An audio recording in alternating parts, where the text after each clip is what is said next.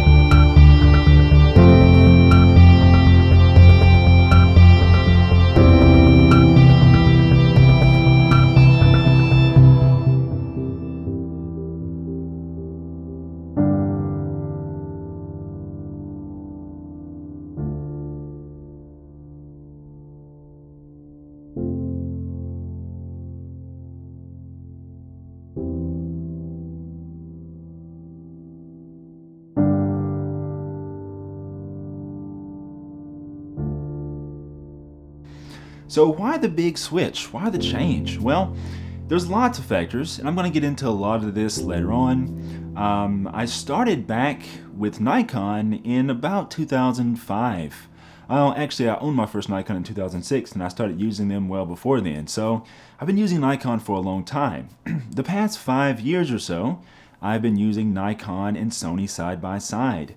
And, basically I saw lots of advantages to Sony. I was just waiting on Sony to get up to parity in a lot of other areas. So a camera like the A7R II would have made me switch a long time ago, but its lack of dual card slots, its very poor battery life, and also the lack of a focus joystick and just overall sort of laggy performance, just not even really shooting, but just going to the menus, is something that kind of held me off. But once I got my hands on the A9, I knew that times had changed. And after many long and sleepless nights, I kid you not guys, there were many long and sleepless nights because, mind you, I had a ton of Nikon equipment, and I knew that in order to go to something like the A9, I would have to basically sell the entire lot of it. I knew I couldn't justify using, the A9 and all my Nikon gear. So after a lot of thought and a lot of time, and then the launch of the A7R III, I was basically done with Nikon. And I tested the D850. It's funny because while I was testing the D850, I had already sold through a lot of my Nikon gear. But basically, there's one thing that holds the D850 back in all of its endeavors, at least in how those endeavors relate to me.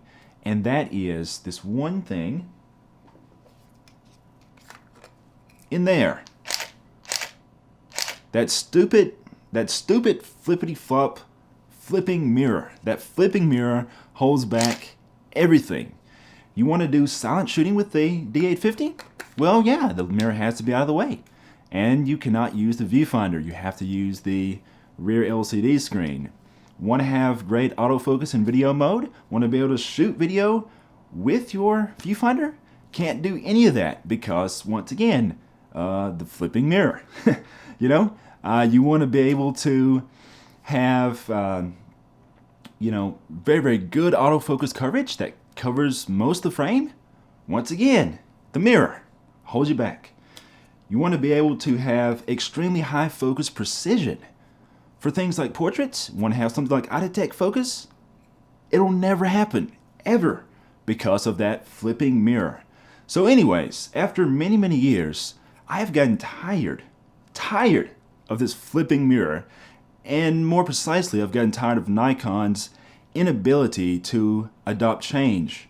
Nikon, they hold on to this mirror. They pride themselves as being an optics company. That's great. They say companies like Sony and Panasonic and Olympus are, all electronics companies. They're not camera companies. Well, guess what? I think that those companies are at an advantage when it comes to developing mirrorless camera systems, because what does Nikon's 100 years of heritage have to do with, anything to do with a mirrorless camera? Very little. I mean, Nikon, they do not make their own image sensors.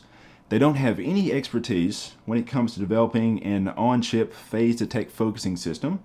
They don't have any experience in the video world. I do a lot of video. Sony obviously is video king. If you go to the cinema and you watch a 4K movie, it was probably shot with a Sony 4K camera, and you're probably watching it back on a Sony 4K projector. So Nikon, they've got nothing in that area for me. So basically, it was time for a change. And I think that the flipping mirror should be left in the past. Well in the past. It's time for this thing to just die. This is probably not going to come out of here easily, because, or maybe it will. There you go. No more flipping mirror in 2018. Hooray. The mirror is now dead. Well, I'm going to have to clean up the glass. So, no more mirror. And in future videos, I will be going through a lot of details about the pros and cons. And yes, we will be testing the Nikon D850 and the Sony A7R III side by side, because that's a test that needs to happen. Now, depending on what type of photographer you are, there may still be a reason for you to use a DSLR. If you're doing any type of wildlife or sports photography, yes, I think that those areas of photography make a lot of sense. It still makes a lot of sense to use a DSLR. You're going to need lenses over 200 millimeters, which basically are kind of sparse in the whole mirrorless world of things. But for me, as a portrait photographer, I never use a lens over 200 millimeters, and I have plenty of lenses to choose from in any of the mirrorless camera systems. I'm covered at least 2 times, if not 3 times over, so no issues. This is going to be a continuing series. There's a lot of things to talk about. I have to talk about what cameras and what lenses I went with in Sony. And I have to talk about my decisions behind those. And also, I'm going to be showing you guys a new bag that Think Tank sent over to me. It's one of their newer rolling bags, and the name just escaped me, but I'm going to caption it here for you. But anyways, it makes for a nice and lightweight setup. So look forward to that as well. I have so many things to talk about, and I'm so excited to be starting out 2018 on a new foot.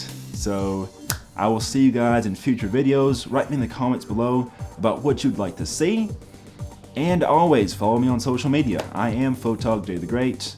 If you're, easily triggered, I wouldn't follow me right now, because, yeah, if you love your DSLR, that's great. But I mean, give it a hug before you watch any of my current content.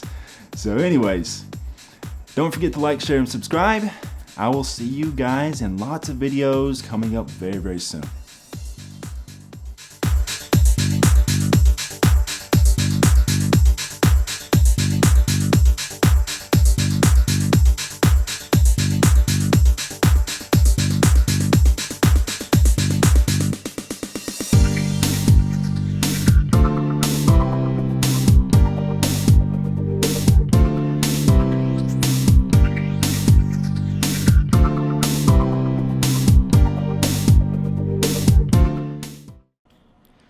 Oh yeah, just one more thing. No innocent cameras were harmed in the making of this video. Non-working Nikon D80? Working Nikon D80. Thumbs up if you can tell whenever I made the swap.